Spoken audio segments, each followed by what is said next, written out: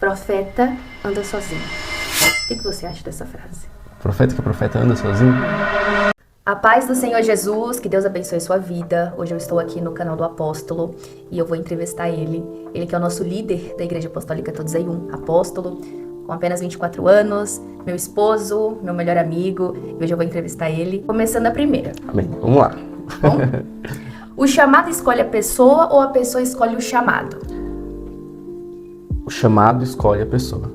Porque a Bíblia vai nos relatar que quando o Senhor escolhe Samuel como profeta, sacerdote da época, e Deus fala, eu ungi um homem, vai na casa dele, levanta ele, unge ele vai ser um profeta dessa nação, um rei, porque Saul foi escolhido pelos homens, mas Davi foi escolhido por Deus. Samuel vai até a casa de Jessé, até a casa de Davi, e aos olhos dele ele escolhe os irmãos de Davi. Sim. Mas Deus escolheu Davi. Então, ainda que os irmãos de Davi queriam o chamado, mas foi o chamado que chamou Davi, não foi ele que escolheu, eu quero. Então eu creio que foi assim na minha vida, assim é na vida de muitos homens de Deus, que é o chamado que escolhe a pessoa. Quando a pessoa escolhe o chamado, dá errado, 100% errado. Amém, glória a Deus, muito bom. Tá, qual foi o preço mais alto que você já pagou pelo ministério, né, pela igreja, por tudo? O preço mais alto, acho que foi renunciar a tudo, desde os 15 anos até hoje, renunciar a minha juventude, renunciar a minha vida, os meus sonhos, meus projetos. Acho que foi o preço mais alto que eu já paguei e é o preço mais alto que vou levar para toda a minha vida, mas que vale a pena também. E você já pensou em desistir? Isso é algo que muitas pessoas, elas têm medo de falar isso, né? Sim. Mas todo homem de Deus, toda mulher de Deus já pensou em desistir. Isso é algo que é cicatrizado dentro do coração de um homem de Deus. Se há cicatrizes dentro de um coração de um homem de Deus, é isso. Já pensei em desistir, aí Deus foi lá, me pegou, me levantou, cicatrizou. Aí pensa em desistir, Deus cicatriza. Então há muitas cicatrizes no coração de um homem de Deus. Então você pode dizer que constantemente esse sentimento de desistência vem e depois vai embora? É algo por milésimos assim, de segundos, né? Você passa por uma luta, como todo homem de Deus, uma mulher de Deus tem que passar, porque é necessário para nos amadurecer, para nos trazer maturidade. E quando a gente passa por essa luta, esse milésimo de segundos vem, nossa, quero desistir, mas Deus vai lá e levanta novamente. Tá. Essa daqui é um pouco polêmica. Ah, acostumado. Vamos lá. O que mais dói em liderar pessoas? Porque a gente tá falando de seres humanos, né? Pessoas que erram, pessoas falhas, assim como nós. Sim. Mas a gente também tá falando de pessoas que você lidera, que são bem mais velhas que você. Ok. Né? Então, tipo assim, o que mais dói em liderar? Eu acho que não é nem as pessoas não te aceitar ou te aceitarem. É a ingratidão, né? Sim. O que mais machuca um pastor, uma pastora é a ingratidão. É a pessoa ela usufruir de tudo que você tem, unção, dons, capacidade, ensino, e depois que você ajudar essa pessoa olha pra você e vira as costas. Sim. E sai, é como se ela te usou naquele momento.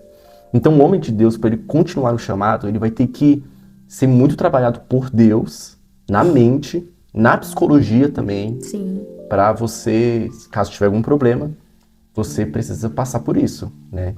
Vai ter que engolir muitas ingratidão. Isso é o que mais dói na vida de um pastor, né?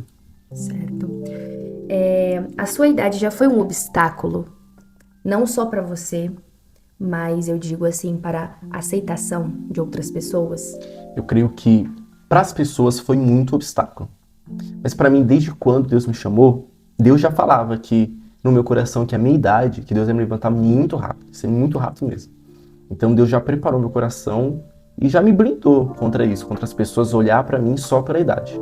Sim. Mas para as pessoas sempre foi um obstáculo. Sim. Ainda mais para as pessoas que não aceitam o meu chamado. As pessoas que me aceitam e que gostam do nosso trabalho, gostam do ministério, do chamado que Deus me deu. É difícil, mas eles conseguem já aceitar mais tranquilo. Então você sempre teve convicção? Convicção daquilo que me chamou, com certeza. É algo que ela é selada no espírito do homem. Assim como Deus fala para Jeremias, eu te levantei, te chamei, desde quando você estava no ventre da sua mãe. Então o que Deus está falando ali? Que Jeremias, ele, mesmo sendo perseguido, jogado no poço, sendo perseguido, Jeremias ele já tinha uma certeza que Deus chamou ele. Mesmo no poço, ele sabia que alguém ia tirar ele do poço. Mesmo perseguido, ele sabia que uma hora Deus ia livrar ele da perseguição. Então o chamado é isso, é você ser sempre selado já do ventre da tua mãe. Então você nasce com esse fogo dentro de você. Muito bem. E o que ninguém te contou sobre ser pastor? Ser pastor, acho que a gente vai passar muito, muito nervosismo. Tem muitos pastores com depressão. Sim. Graças a Deus esse não é o meu caso, né? Mas ansiedade, pastor não dorme, às vezes o pastor não come, porque é tanto trabalho, é tanto, né, tanta coisa. Mas as pessoas, o que não contaram de ser pastor é que ser pastor é ser humano.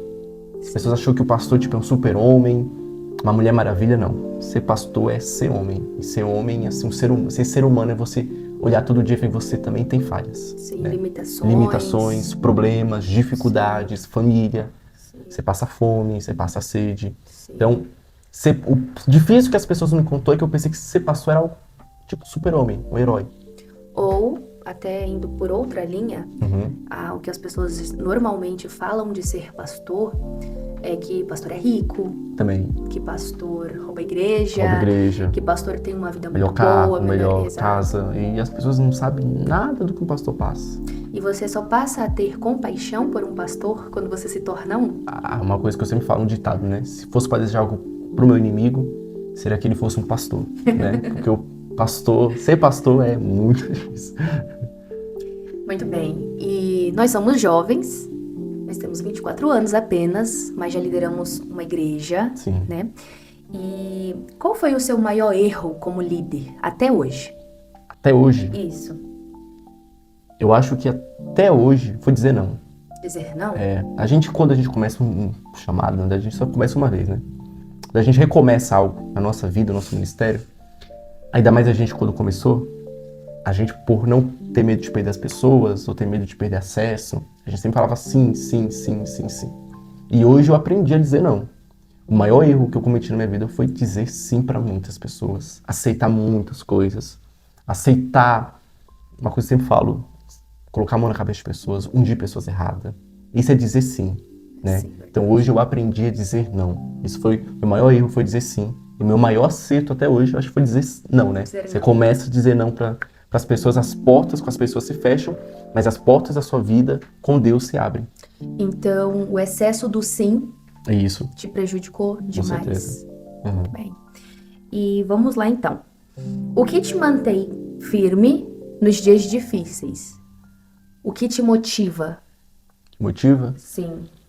é saber que Deus depositou dentro de mim algo muito grande e que se eu parar de continuar o meu chamado, eu estou dizendo o maior não possível, a maior oportunidade que alguém já colocou na vida de outra pessoa. Porque você pode dizer não para ser presidente, dizer não para ser prefeito, mas dizer não para ser embaixador do reino dos céus. Tem um peso nisso, isso, né? então o que motiva é... Eu creio que eu já estou salvo. Eu creio que já estamos salvando muitas vidas.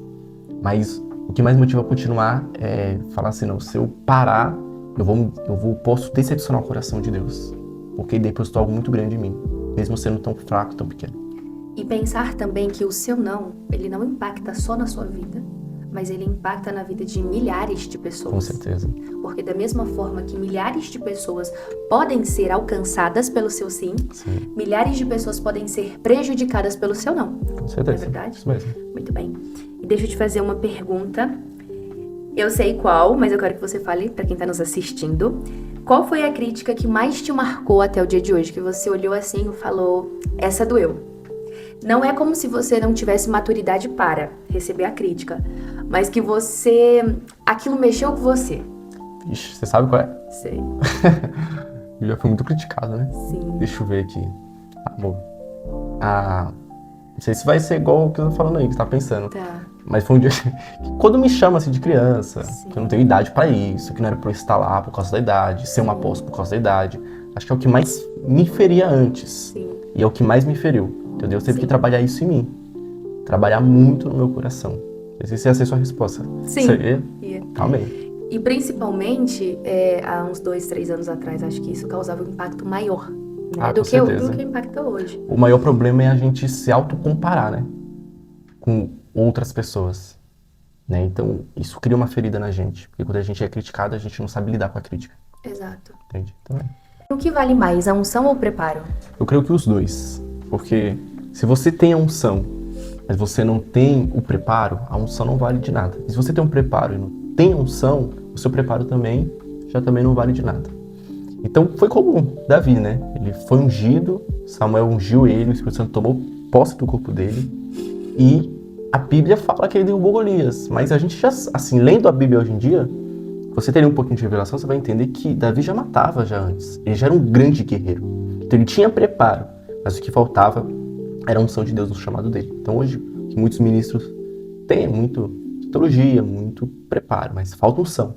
E uns que têm muita unção, mas aí falta sabedoria para lidar com as pessoas. Então a gente pode dizer que é um combo. É um combo. É um conjunto. Você precisa da unção e do preparo e da unção. Sim, muito bem. Como saber se alguém realmente foi chamado por Deus? Por quê? Existem pessoas que foram chamadas por Deus e vão passar uma vida toda e não vão exercer aquilo. Sim. Mas existe um outro grupo de pessoa que foi chamado por Deus. E se não exercer aquilo, aquela voz dentro dela perturba a alma, o coração, o espírito dela. E aquela voz é insuportável de não ouvir, de não atender. Então, como saber se alguém realmente foi chamado por Deus com o intuito de fato, cumprir a vontade de Deus aqui na Terra? Eu creio que quem foi chamado por Deus, ela vai ter só uma visão do que ela foi chamada. Por exemplo, tem gente que eu quero hoje, mas não quero amanhã. Sim. Eu quero hoje, não quero amanhã. Então, essa pessoa, eu creio que ela não foi chamada, porque quem é chamado não tem dúvida. Tem uma visão apenas, tem uma visão só, sabe? Tem um DNA daquilo que foi chamado. Você pode ver, tem gente que foi chamado para algo, dentro da igreja ou fora da igreja. E esse DNA que sabe, que fica ali na pessoa. Olha, tem pessoas que já têm mais dúvida. Então eu creio que, como eu posso saber que alguém foi chamado por Deus, essa pessoa tem a convicção que Deus chamou ela para algo. Não tem dúvida sobre isso. E não abafa a voz interna, né? Não. Ela não deixa a voz dela falar mais alto que a voz de Deus. Sim. Porque quem foi chamado tem convicção. Tem certeza. Tem a certeza daquilo. Tem um DNA apenas. Não muda de visão, sabe, toda hora e fica algo que vai e não vai, né? Muito bem. Então, a pessoa que foi chamada por Deus tem convicção, tem certeza. Você conhece grandes números de pessoas que você olha e que com certeza você já ouviu falando assim, olha, não, Deus tem um chamado na minha vida, mas aquela pessoa não exerce. E aquele outro grupo que fala assim, olha, apóstolo, Deus tem um chamado na minha vida e eu preciso exercer o quanto antes. Ah, existe. Mas você conhece grandes quantidades? Conheço. É porque assim, como a Bíblia mesmo fala, né? Muitos são chamados e poucos são escolhidos. Os escolhidos têm convicção. Os chamados, eles precisam vencer primeiro a dúvida, o medo, a falta de ousadia. Então tem muitos exemplos. Eu tinha um chamado lá 20 anos atrás e Deus me chamou. Só que hoje eu estou me sentindo preparado e eu vou. Essa pessoa, olha o tanto tempo que ela perdeu. Sim. Olha o processo que ela perdeu.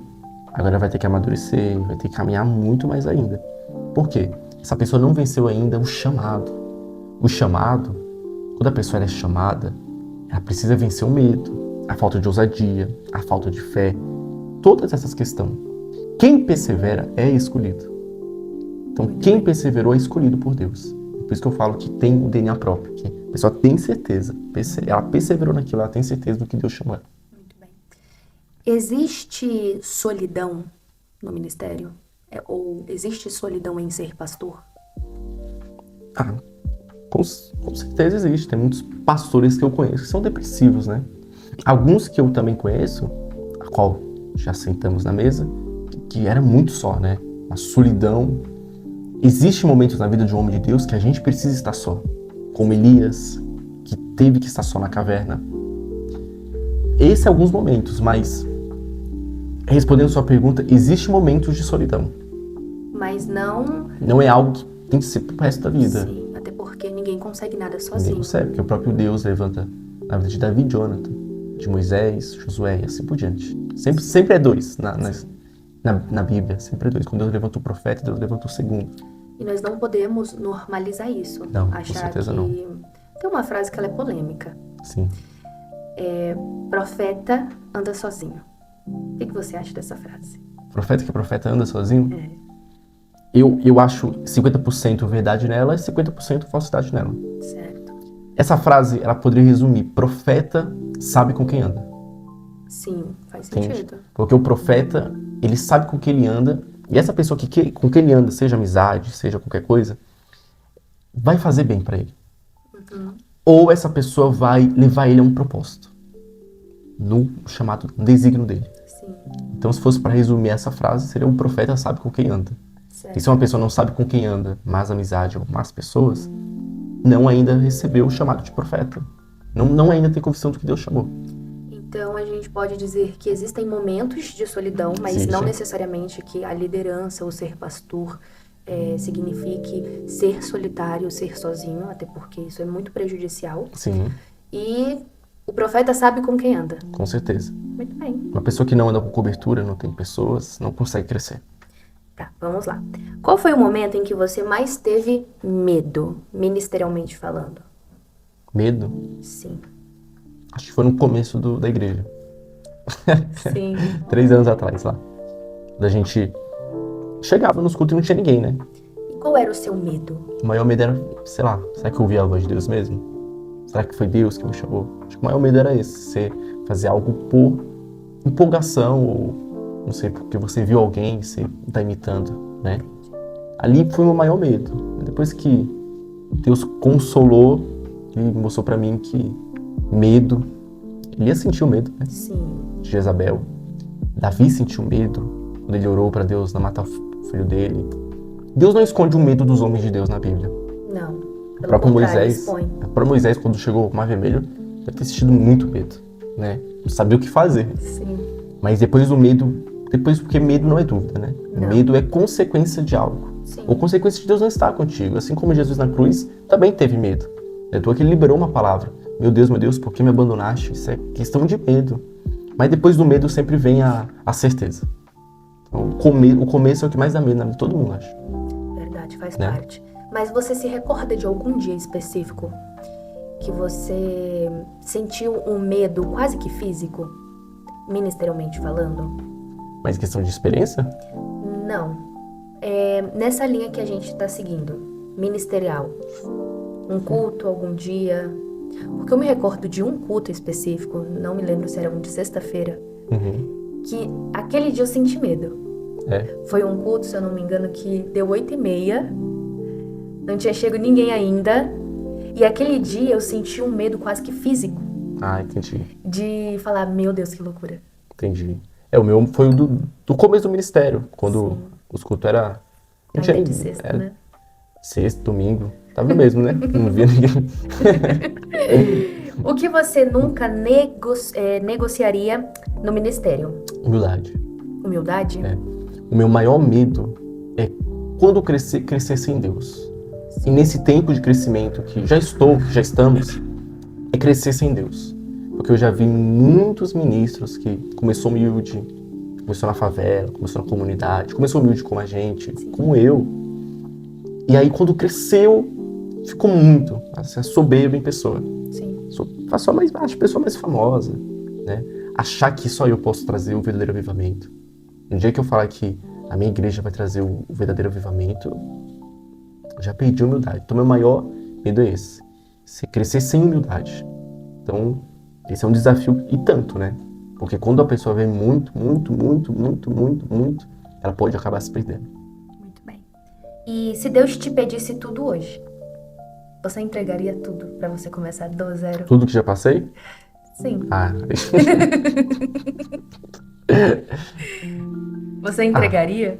sabendo aonde Deus me levou e vai me levar, eu entregaria. Sim. Porque aí você já sabe, né? O problema é de você te cegar, né? Verdade. Aí você vai ter que começar tudo de novo, você não sabe o que vai acontecer. Igual a gente não sabe o que vai acontecer amanhã. É verdade. Então esse seria o desafio, mas amém. Tamo aí, né? Sacrificando tudo. É. Vamos lá. O que as pessoas mais entendem errado sobre você? As pessoas entendem errado sobre mim. Eu acho que as pessoas entendem que o fato de onde eu estou hoje, me privou de muito desafio que na cabeça deles eu nunca passei. Elas pensam que eu nunca passei por muito desafio, Pela por idade. muitos sacrifícios, Sim. por muitas renúncias. As pessoas pensam errado pra mim hoje em dia. Elas privam na cabeça delas que, não, hoje ele tá ali, ó, Deus tá usando, dá uma bênção. Mas elas põem na mente delas que elas privam que, não, acho que ele nunca passou por isso, por aquilo. E só quem nos acompanha já, a gente já desde sempre sabe por tudo aquilo que a gente já passou. Verdade. Vamos lá. O ministério já afetou o seu casamento? Ministério? Já, né? Não sei, tem que conversar com minha esposa pra ver se é. Mas é algo que não pode, né? A questão é que, assim, quando Deus me chamou pro ministério, me chamou muito jovem. E pro casamento também.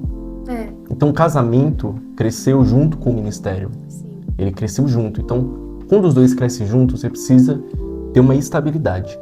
Mas, assim, ele afetou na questão de estabilidade emocional. Sim. Entende? Ele foi para essa questão. Emocional. Sim. E você lidera hoje mais por amor ou mais por responsabilidade? Por amor. Você liderar por responsabilidade, você como uma pessoa muito machucada, você começa a ferir as pessoas, você que saco. Tem Você que ir pra perde um igreja. pouco da humanidade, né? Então você cuidar das pessoas, tem que fazer mais um culto. Aí você já perdeu o amor já faz tempo aí. E qual foi o maior milagre que você já viu? O maior milagre. Isso foi muitos, né? Mas o maior milagre que eu já vi acho que foi da irmã lá de Minas Gerais, da cadeira de roda. Quando a gente até perdeu o voo, Sim. né? Eu orei por ela e aí no outro dia ela já tava andando já. Tem até hoje os vídeos, né? Ela andando devagarzinho ali, mas já andando já. Por que foi o maior milagre? Porque o ambiente que nós estava não era um ambiente propício a acontecer aquilo, mesmo tendo uma unção ali. Mas acho que as pessoas tinham muita sede, mas não tinham tanta fé.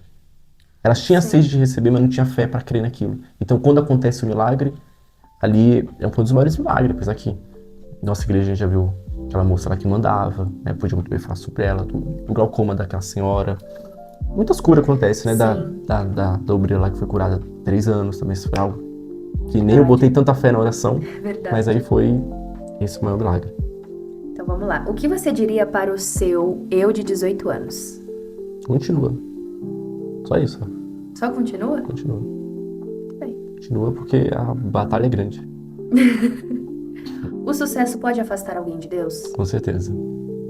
Porque a gente vê isso na Bíblia, né? Saul, quanto Deus deu a ele, né? Sim. Ele acabou se afastando de Deus, mas estando no trono e Deus não estando com ele.